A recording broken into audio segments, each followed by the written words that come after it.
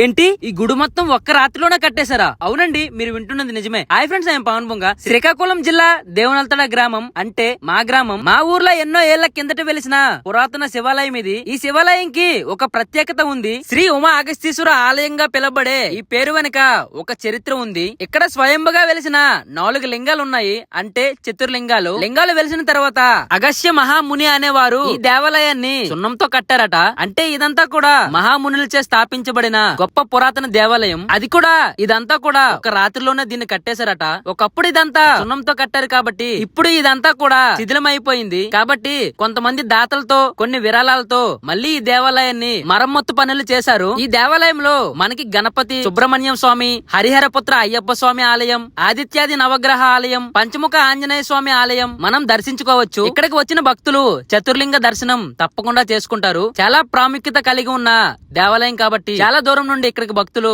ఆ శివయ్య దర్శనం కోసం వస్తుంటారు. ఇక్కడికి వచ్చిన భక్తులు ఏ వరం కోరినా నిర్విఘ్నంగా జయప్రదం అవుతుందని భక్తుల నమ్మకం. మరి ఇంత గొప్ప చరిత్ర కలిగి ఉన్న దేవాలయానికి మీరు వచ్చుంటే తప్పకుండా కామెంట్ చేయండి. అలాగే ఈ వీడియోని మరికొంతమందికి తెలియపరిచేలా షేర్ చేయండి. మరిన్ని వీడియోస్ కోసం మన ఛానల్ ని ఫాలో అవడం మర్చిపోకండి. మళ్ళీ కలుద్దాం ఇంకో మంచి వీడియోతో.